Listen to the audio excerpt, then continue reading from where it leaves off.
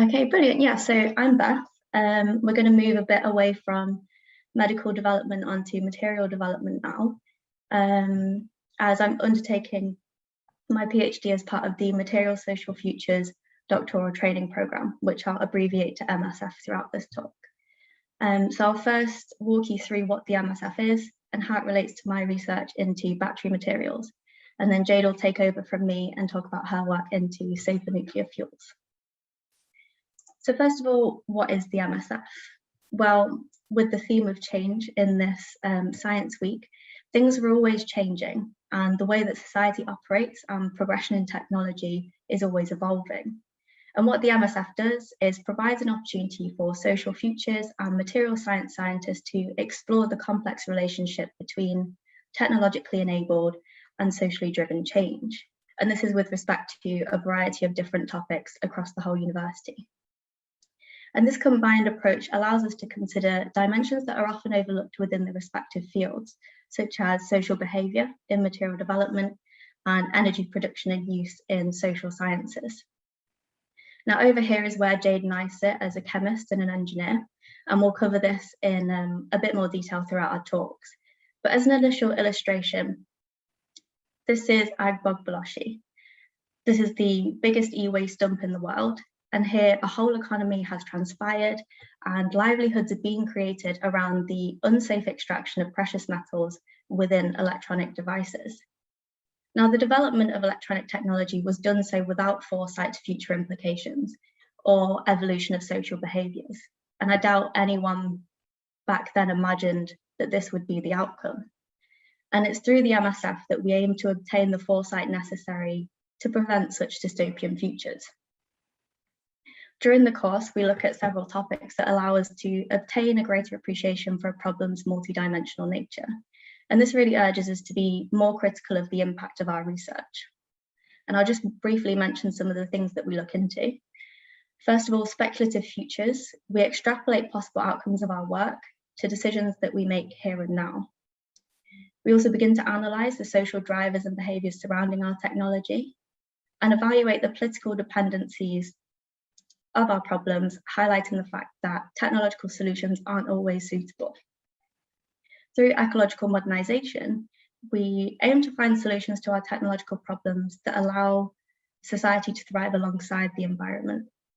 And finally, when making technologies that aim to reduce energy consumption, it's important to ensure that the energy embodied within these materials doesn't outweigh the energy that we can extract from them. So I'll now dig a bit deeper into how this relates to my work, which is looking at cobalt-free cathodes for lithium-ion batteries used in electric vehicles. And you might be wondering why this is important. Well, as outlined by the 2015 Paris Agreement, 20% of all electric vehicles should be, electrically powered by 2030. And lithium-ion batteries are the battery of choice for these applications because they have a high energy density, and this means that they're lightweight and makes them perfect for portable use. And these batteries are made up of several components, one of those being the cathode. And the cathode is most crucial for determining this energy density. So if we want to get a lot of energy out of our battery, it's not a bad place to start. But most of these commercial cathodes contain cobalt, and cobalt is rare and expensive and has additional concerns surrounding unethical mining practices. So if we can avoid it, that would definitely be great. So for a material chemist, the priority is often performance of the battery, with perhaps a few additional thoughts towards abundance and cost. And the main way of tackling the cobalt problem within the research area is replacing it with nickel. And this seems to be a triple win when we look at these two leading materials in the industry now. Moving from NMC 111, this is equimolar in nickel, manganese and cobalt, to NMC 811, which has a much higher nickel content, we're able to reduce cobalt, reduce costs, and actually improve performance. But the problem with this is it's a very narrow view that fails to consider all of the other factors related to batteries. Here are just a few of the wider issues across a variety of areas, from mining land quality to end of life and recycling. Now, from a lab perspective, our ability to tackle these issues can seem very much out of our hands, but understanding their deeper complexity does allow us to be more mindful of the decisions that we make. So if we now begin to imagine what a world filled with nickel-rich cathodes looks like, in order to understand whether this is just another short-term solution.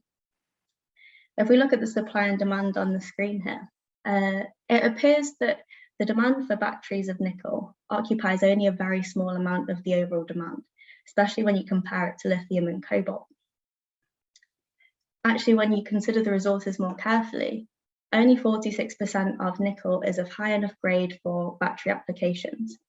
And this means that whilst nickel may seem abundant, nickel for battery use is likely to become problematic, especially if we keep shifting our dependence onto these nickel-rich chemistries.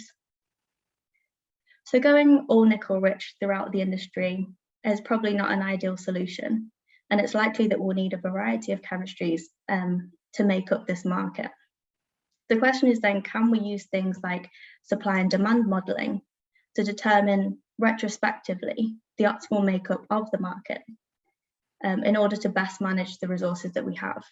And then can we use this information to inform material development now?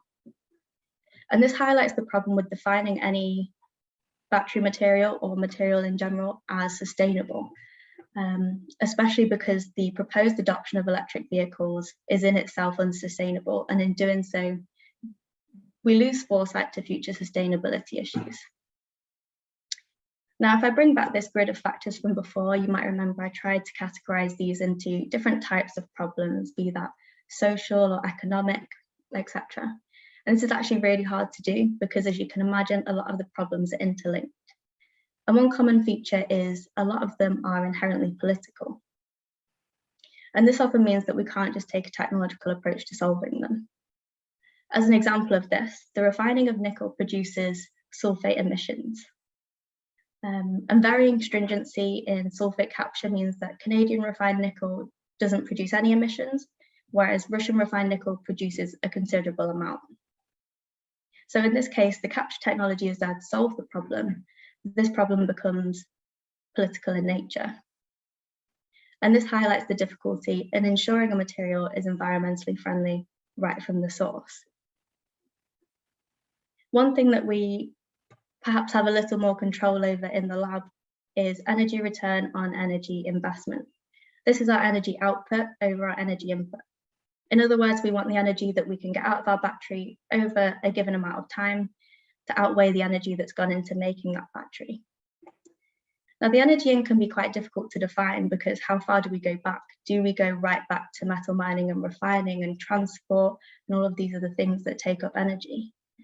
We can, however, be mindful of the reagents that we choose. Do some reagents require more energy intensive processing? And if so, can we avoid them? When carrying out synthesis itself, we want to minimize temperature, number of steps, and number of components, all to try and reduce this energy input. And then we want to maximize our energy output by attempting to increase energy density, efficiency, and lifetime. So if I now bring back this nickel-rich NMC 811 that I showed you before, and compare it to some of the materials that I aim to investigate throughout my PhD. Here we're able to reduce nickel and lithium, eliminate cobalt, and decrease cost. However, this comes with a significant increase in manganese. Now, manganese is far more abundant than the other three metals, but it's still important that we work to understand what the future implication of such an increase might be. And this high manganese content also leads to poor performance in these materials. And as a chemist, this is something that we're really hoping to optimize by incorporating iron into the structure and optimizing its content and other optimizations of synthesis and morphology and electrolyte choice. And all of this, of course, whilst being mindful of our choice of reagents and minimizing our energy input. So that's a brief whistle-stop tour of my research and how it relates to the MSF, and I'm now going to pass over to Jade. Hello, I am Jade, and today I'll be talking to you about advanced technology fuels and nuclear narratives. So many of you might have heard of Fukushima 1 and 2, the nuclear power stations at Fukushima here in Lancashire.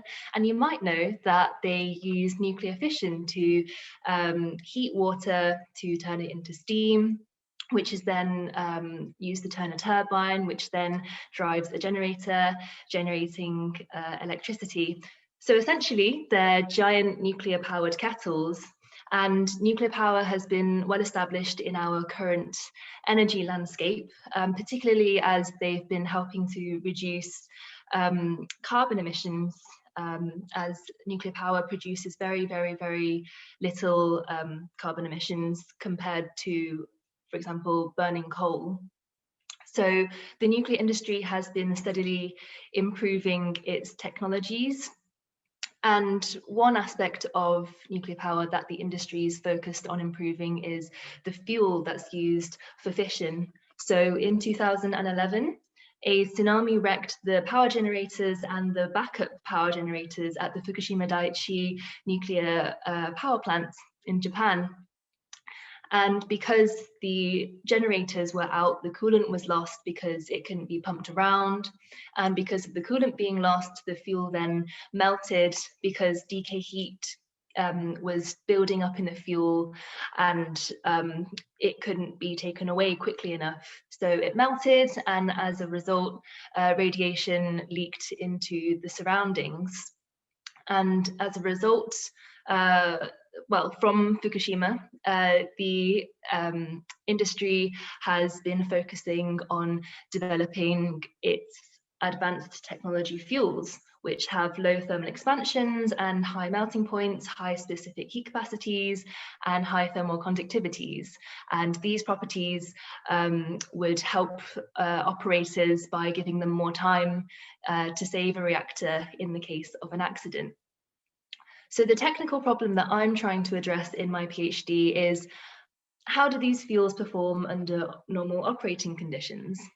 And to find this out, I'm performing atomistic simulations of these fuels to determine their thermophysical properties, and also to look at fission product mobility through their lattices. And I'm doing this in order to predict their behavior in an actual reactor vessel. Making nuclear power safer from an industry perspective is great, but from a societal perspective, how do people feel? So I've been looking into various perspectives surrounding nuclear power, including stakeholder involvement in decisions such as power plant siting and anti-nuclear campaigning, because often these ultimately determine the adoption of nuclear power plants and nuclear technologies. And for this, I've been looking into various drivers that can inform social narratives and identities. And as my supervisor, Emily, says, futures work is always about the present.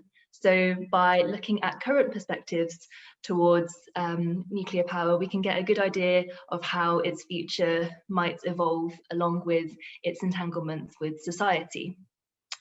The MSF has also got me to really think about the materials involved in nuclear power, especially the waste that's generated from nuclear fission, as it contains highly radioactive fission products. So currently, the waste that can't be processed is treated and stored in barrels with the plan to bury them in deep geological burial locations. Burying the waste comes with some problems because no waste canister can be expected to last for 100,000 years, and there is a risk of the waste potentially seeping into groundwater, which is something that we definitely don't want. And from a political ecology standpoint, we can ask, to whom does this waste belong? Because we're currently dealing with the waste now, but future generations will also have to deal with the waste. And this is interesting to look at because languages and cultures can change over time, and signs and symbols can mean different things to different groups of people. So one question that researchers have been looking into is, how do we convey danger to a future civilization? And this spike field is a conceptualization of how we might tell people of the future that there is nuclear waste buried in the ground at that particular location. So this study of nuclear semiotics is important in realizing a future of nuclear power. And therefore, by studying the so-called end of life of nuclear fuel, we can begin to see the multifaceted consequences of our progress in nuclear technologies. So just to sum up, the MSF is an innovative doctoral training centre that gives us a toolkit to look at the bigger pictures of our PhDs with. And we get to learn about many material and social challenges, and we are all researchers from very different backgrounds, so we're taught to not only ask questions about our own fields, but to take a cross-disciplinary approach in tackling these questions.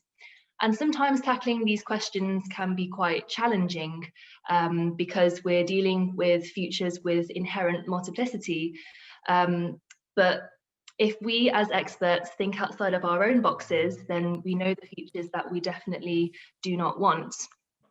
For more information, please check out the Material Social Futures website, where you can find out more about our researchers and academics working on various material social challenges. And finally, Beth's already touched upon agbug blotchy earlier, but unintended consequences aren't unique. Every material has an associated problem.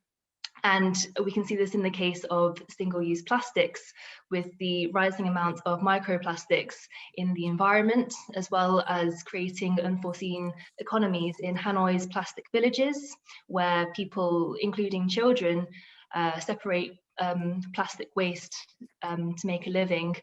And so if people had thought a bit more about the end of life and possible social futures of materials in the development stage, then maybe we might have avoided some of the current undesired outcomes. So this is what the MSF hopes to achieve. Thank you to the Leverhulme Trust for funding the CDT, and thank you for listening.